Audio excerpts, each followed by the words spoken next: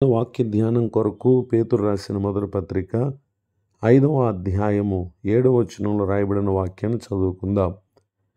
ఆయన మిమ్మును గూర్చి చింతించుచున్నాడు గనుక మీ చింత యావత్తు ఆయన మీద వేయుడి. చదవబడిన ఈ వాక్య భాగంలోని దీవెన నా ప్రియులకు మీరందరూ పొందుదురుగాక. మన ప్రభు అయిన యేసుక్రీస్తు వారు ఎందరైతే తన యందు విశ్వాసం కలిగిన వారుగా ఉన్నారో నిశ్చయముగా వారి యందు ఆయన లక్ష్యముంచు దేవుడు, అనగా శ్రద్ధ చూపు దేవుడు. గనుక మనం బాధ, కష్టము, వేదన అనుభవించడం కారణమైన ఏ విషయాల గురించి మనం కృంగిపోక మన చింతంతా కూడా దేవుని మీద మోపుట అనేది మన విశ్వాస జీవితానికి చాలా ప్రాముఖ్యమైనటువంటి పని. ఎప్పుడైతే దానిని మనం కలిగి ఉంటామో ప్రభువు మీద గల విశ్వాసాన్ని మనం పోగొట్టుకుంటాం. అపవాదికి మన జీవితంలో చోటిచ్చి వేదన పడుతూ ఉంటాం.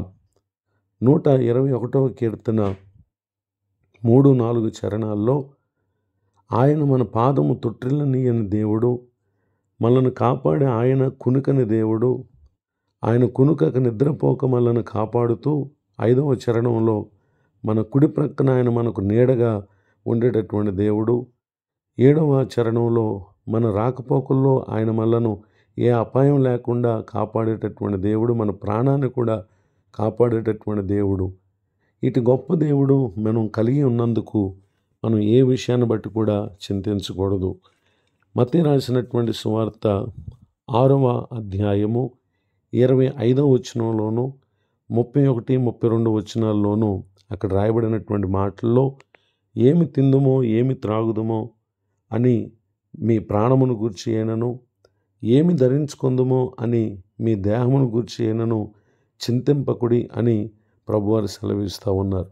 ఆ విధముగా చెప్తూ ఆకాశ పక్షులు చూడ విత్తవు, కోయవు, కొట్లలో కూర్చుకొనవు, అయినను మీ పరలోకపు తండ్రి వాటిని పోషించుచున్నాడని ఆయన తెలియజేయటం ఇక్కడ గమనించగలం. ఆ కారణాన్ని బట్టి 32వ వచనంలో మనకు కావలసినవన్నీ మన పరలోకపు తండ్రికి తెలుసును అని ఇక్కడ జ్ఞాపకం చేస్తూ ఉన్నారు.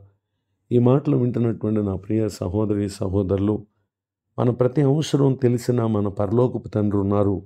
ఆయన ఇహమందు దొరకని ప్రతిదీ కూడా పరము నుండి ఈ భూమి మీద మన ప్రతి అక్కర ఆయన తీర్చగలిగినటువంటి దేవుడై ఉన్నారు. అయితే చింతించక మనం ఆయన మీద ఏ విధముగా మనకున్నటువంటి బాధ అంతటినీ మోపాలి అని అంటే ఫిలిప్పీలకు రాసినటువంటి పత్రిక 4వ అధ్యాయము 6-7 వచనాల్లో ఇక్కడ పరిశుద్ధాత్మ దేవుడు తెలియజేస్తూ ఉన్నారు. దేనిని గూర్చి చింతింపకుడు కానీ ప్రతి విషయంలోనూ ప్రార్థన విజ్ఞాపనముల చేత కృతజ్ఞతాపూర్వకంగా మీ విన్నపాలు దేవునికి తెలియచేయుడి.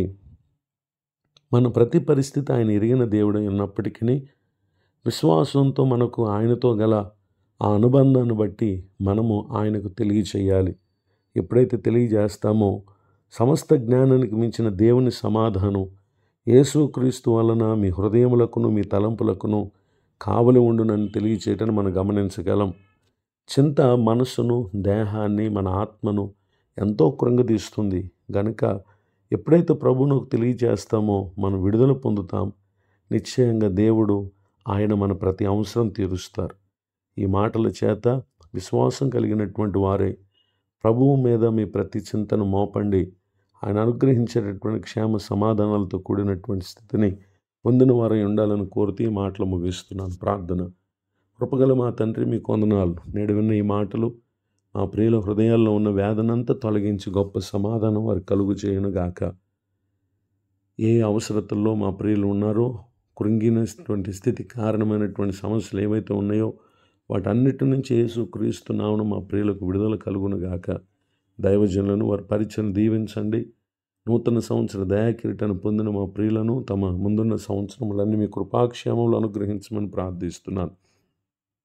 నేటి తన దీవెనలు సమస్త విషయాలు అనుగ్రహించి కాపాడమని యేసుక్రీస్తు నామములో ప్రార్థిస్తున్నాను తండ్రి. ఆమెన్. తండ్రి, కుమార, పరిశుద్ధాత్మ దేవుడితోనే నడిపించునుగాక. ఆమెన్. నేడు విన్న